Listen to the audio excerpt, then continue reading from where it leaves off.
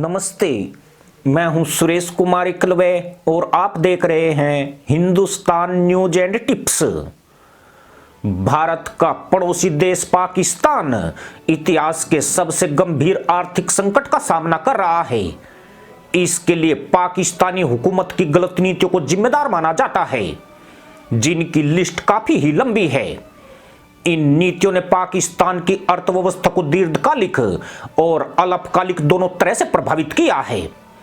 सेना में जरूरत से ज्यादा निवेश, राजनीतिक अस्थिरता का एक लंबा दौर, चरम पर पहुंचा भ्रष्टाचार पाकिस्तान को इस स्थिति में लेकर आया है।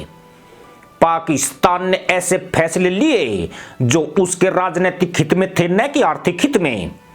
पाकिस्तान की कंगाली पूरी दुनिया के लिए एक सबक है, परंतु यह कितने लोगों को मालूम है कि पाकिस्तान को इस हाल में लाने वाले लोग कौन हैं और क्या इन लोगों से पाकिस्तान को बचाने की उम्मीद की जा सकती है।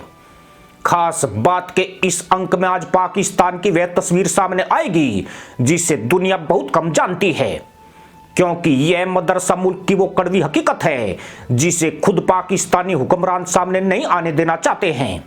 अर्थशास्त्री ऐसा कहते हैं कि पाकिस्तान की कंगाली के लिए उसका आर्थिक कुप्रबंधन जिम्मेदार है। सरकार में चाहे नवाज शरीफ हो, यूसुफ रजा गिलानी हो, बेनजीर भुट्टो हो या इमरान खान हो या फिर शहबाज शरीफ हो, राजस्व के मोर्चे पर पाकिस्तान सरकार हमेशा विफल साबित हुई है। सरकार का ध्यान कभी भी राजस्व घाटे को कम करने की तरफ नहीं गया है।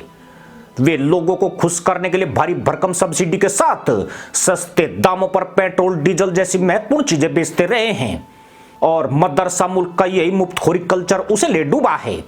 पर पाकिस्तान के बर्बाद होने की वह वजह अभी भी पर्दे के पीछे है, जिसे हुक्मरान कभी सामने ही नहीं आने देना चाहते हैं, क्योंकि उसके सामने आने का मतलब पाकिस्तान में मुल्ला क्रांति को जन्म दे सकता है, जिसे कुछ मुट्ठी भर लोग 76 साल से दबाए हुए हैं। इस पूरे मामले को समझने के लिए हमें 1 महीने पीछे जाना पड़ेगा और उन दृश्यों को याद करना पड़ेगा जब पूरे मदरसा मुल्क में खाद्य संकट एक गंभीर मुश्किल बन गया था, या यूं कह सकते हैं कि अभी भी बना हुआ है। पाकिस्तान का मतलब ही संकटों का मुल्क है। इस देश में पैदा हुए अन्य संकटों को समझा जा सकता है, परंतु खाद्य सामग्री का संकट समझ से परे है।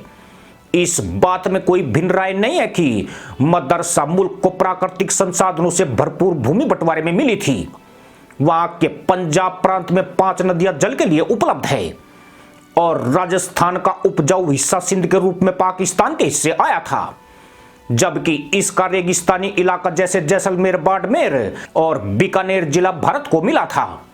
परंतु पाकिस्तान के निर्माण के समय से ही वहां देश निर्माण पर कोई ध्यान नहीं दिया गया है, जिसके कारण अभी तक भूमि सुधार लागू नहीं हुए हैं। जानकर हैरानी होगी कि मदरसा मुल्क की कृषि योग्य भूमि के 70% हिस्से पर केवल 263 परिवारों का कब्जा है, जिन्हें आज भी नवाब खान, नवाबजादा, मनसबदार आदि नामों से जाना जाता है। इन परिवारों में प्रमुख नाम भुट्टो जरदारी, रजा गिलानी के नाम शामिल है। यह ऐसे नाम है जिनमें से किसी के पास 2000 एकड़ जमीन है तो किसी के पास 10,000 एकड़ तक जमीन है। भारत में एक भी किसान इतनी जमीन का मालिक नहीं मिलेगा, लेकिन पाकिस्तान में यह आम बात है।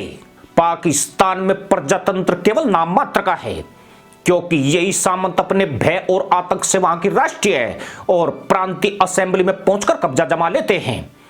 इतना ही नहीं, पाकिस्तान में सबसे शक्तिशाली माने जाने वाली पाकिस्तानी सेना के अफसर भी यही सामंत लोग हैं, जो उच्च पदों पर रहकर मौज करते हैं और युद्धकाल या किसी संघर्ष की स्थिति में खुद बड़े कमरों में कैद हो जाते हैं, जबकि मरने के लिए गरीब सैनिकों को आगे कर दिया जाता है।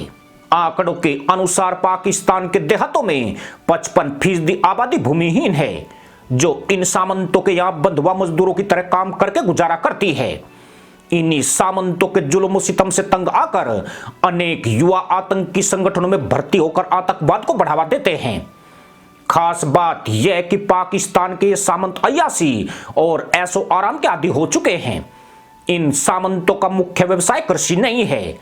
यह लोग प्रशासन में उच्च अफसर या फिर राजनीति में जाना पसंद करते हैं। इन लोगों ने विदेशों में भी अपने आशियाने बनाए हुए हैं और पाकिस्तान के अलावा दूसरे देशों की नागरिकता भी हासिल की हुई है। यही कारण है कि उनके कृषि पर ध्यान न देने के कारण पाकिस्तान की उपजाऊ जमीन का पूरा उत्पादन नहीं मिल पा रहा है, जबकि पाकिस्तान का मुख्य निर्यात और वहां की जीडीपी मुख्यतः ही कृषि पर आधारित है। यानी जिस मदरसा मुल्क को खाद्यान्न निर्यात करना चाहिए वही पाकिस्तान आटे और दाल के लिए तरस रहा है।